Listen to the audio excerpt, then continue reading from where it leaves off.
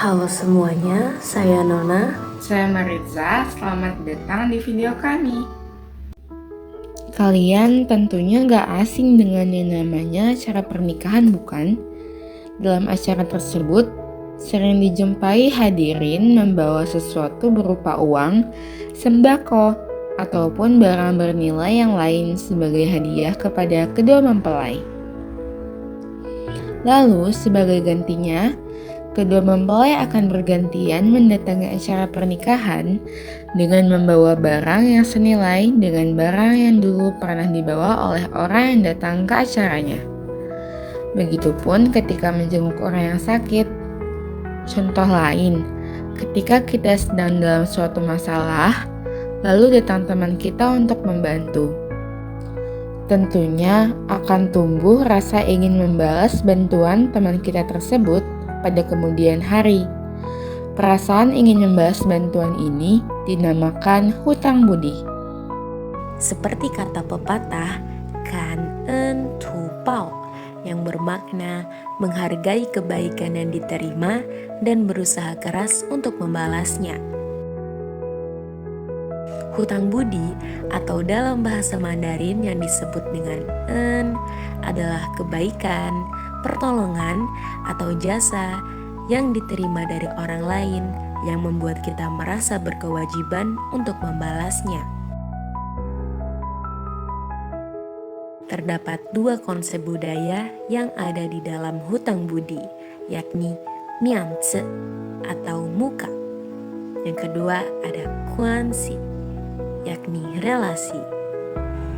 Kedua konsep budaya ini tentu berhubungan erat dalam konsep hutang budi.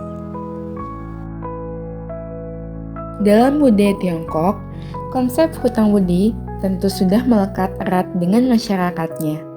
Seperti yang sudah dicontohkan di awal, ketika acara pernikahan, menjenguk orang sakit, serta menolong orang lain. Tentunya akan mendatangkan rasa kewajiban untuk membalas perbuatan tersebut. Tak jauh berbeda dengan Tiongkok, di Indonesia pun melakukan hal yang serupa. Kami telah melakukan wawancara kepada beberapa narasumber dengan latar belakang yang berbeda. Dari situ, kami mendapat informasi mengenai pandangan mereka terkait konsep hutang budi ini. Dan dari situ pula, dapat kami bandingkan perbandingan konsep hutang budi antara Tiongkok dan Indonesia. Dapat kami simpulkan bahwa baik Indonesia maupun Tiongkok memiliki kesamaan dalam konsep budaya hutang budi ini.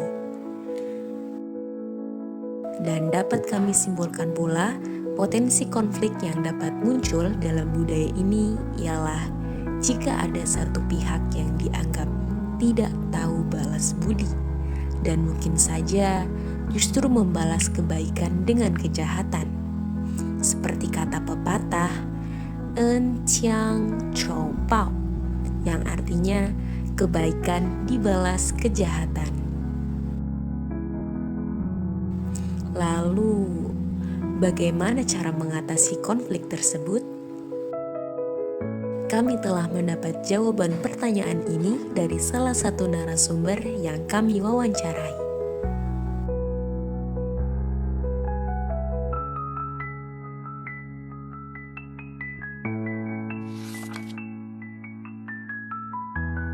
Jadi, dengan mempelajari hutang budi, kita tidak hanya terfokus pada nominal yang diberikan, namun kita juga belajar makna ketulusan serta pengingat bahwa setiap perbuatan pasti akan mendapat balasan.